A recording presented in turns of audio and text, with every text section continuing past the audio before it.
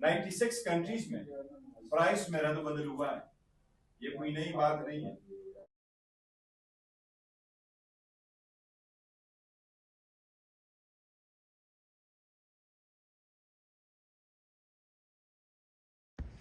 हम even Nigeria से भी आगे गए। नाइजीरिया में प्राइस 35% बढ़ी है, जबकि लास्ट नाइट हमारे यहाँ प्राइस 42% और 54% बढ़ी है। हम दुनिया का पहला मुल्क बन गए, वियतनाम से भी आगे बढ़ गए डीजल की प्राइसें बढ़ाने में। हुकूमत इस सिलसिले में नाकाम हो चुकी है। आप IMF से डील किस तरह नहीं कर सके? IMF के प्रोग्राम पे आप लेवी क्यों नहीं कम कर सके? पेट्रोलियम लेवी इस वक्त 160 रुपए है, आप उसको कम करते। अगर आप IMF के साथ डील करने में नाकाम रहे हैं तो फिर आवाम को सीधा साधा बताओ, मीडिएशन के नाम पे आप क्या कर रहे हैं? आप ईरान और अमेरिका के साथ ये सीज फायर कैसे करवा पाएंगे? और उस पर आपने इत्मीनान में लिया भी नहीं है पार्लियामान को। इस बात की जरूरत है कि हुकूमत कंसोलिडेशन नहीं कर सकी, कंजर्वेशन नहीं कर सकी, मोबिलिटी मैनेजमेंट नहीं कर सकी। ऑलरेडी आप कह चुके हैं कि 4 दिन हफ्ते में काम होगा। जूम की वजह से आप 50% वर्कलोड खत्म करा चुके हैं। फिर आपकी लास्ट मंथ में ऑयल मार्केटिंग कंपनी की सेल 19% क्यों ज्यादा हुई है उससे पहले वाले महीने में, जबकि सब कुछ बंद था? आप होर्डिंग, स्मगलिंग और वो लोग जो जखीरांदोजी कर रहे हैं उनको आप नहीं रोक सके। आप अपने शाखर्चियों की वजह से लेवी को नहीं कम कर रहे हैं, जबकि ये आप आवाम पे बर्डन पास ऑन करते हैं। मैं उनको कहूंगा कि श्रीलंका अफगानिस्तान में भी 7% प्राइस बढ़ी है, जबकि आप 50% से आगे बढ़ गए।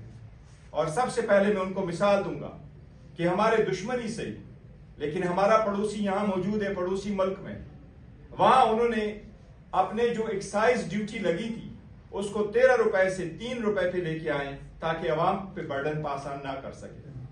और मैं उनको वो भी मिसाल दूंगा अपने पड़ोसी मुल्क का, जो मैं नाम उनका नहीं लेना चाहता, इतनी हमारे पास उनकी दुश्मनी के मैं नाम मुनासिब नहीं समझता। वो हमारा दुश्मन मुल्क, लेकिन वहां भी इस प्राइस का बर्डन ऑयल मार्केटिंग कंपनीज ने शोल्डर किया। वो ऑयल मार्केटिंग कंपनी जो हर मर्तबा ये प्राइस बढ़ा बढ़ा करके, ये कीमतें बढ़ा बढ़ा करके प्रॉफिट कमा रहे, उस मुल्क ने ये किया कि हम ऑयल मार्केटिंग कंपनी भी इस बर्डन को शोल्डर करेंगे। उन्होंने भी कुछ प्राइसेस अपने जिम्मे ले ली, लेकिन अवाम को पास ऑन नहीं किया। आपने अवाम के एक ऑर्डिनरी बंदे पे, आपने इस मरतबा वजीर आजम साहब को मैं डायरेक्टली कहता हूं कि आपने 3 मरतबा अवाम को एड्रेस करके, उनका हमदर्द बन के, आपने उनके मुबारकबादें लेके आपने अवाम के साथ धोखा किया, क्योंकि आप उसको हर मरतबा आप वाइंड अप कराते थे और एक गो में आपने प्राइस ज्यादा बढ़ाई। आपने अवाम के साथ धोखा किया।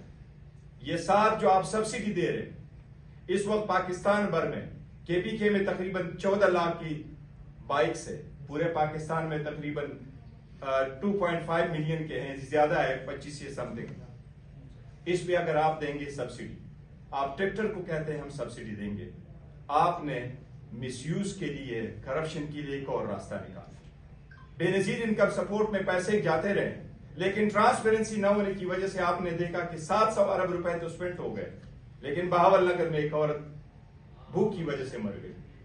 कभी रमजान में पैकेजेस पे, कभी इन पैकेजेस पे आप लोगों को पैसे देंगे, ये पैसे उन लोगों की जेबों में नहीं जाएगा जो असल में हकदार है, जो चला रहे हैं, जिनकी बिजनेस जिसको जरूरत है। ये पता नहीं ये कहाँ पैसे कहाँ जाएंगे, पर्स जो सरकार के पर्स से ये पैसे निकलेंगे। आप अगर इस अवाम को कह रहे कि मैंने इस्लामाबाद और पंजाब में ट्रांसपोर्ट फ्री की है, ये पैसे कहां से फिर आ रहे हैं? अगर ऐसे ही करना था तो अवाम को समझाएं कि आपने प्राइस कैसे बढ़ाई है। आपने बेतहाशा प्राइस बढ़ाई है जिसकी मिसाल पूरी दुनिया में नहीं मिलती। और ये वक्त है, हम अपील करेंगे पूरी मुस्लिम दुनिया को कि ये वक्त है, इस जो जितना जंग जारी रहेगा इसका भी इम्पैक्ट होगा। हम पूरी दुनिया से भी अपील करेंगे कि इस जंग को रोका जाए। और पेट्रोलियम के प्राइसेस पे मजीद जो डिटेल बहस है वो इंशाल्लाह ताला आपके साथ ये तैमूर जगड़ा साहब इंशाल्लाह ताला उस पर आपसे डिटेल बात करेंगे।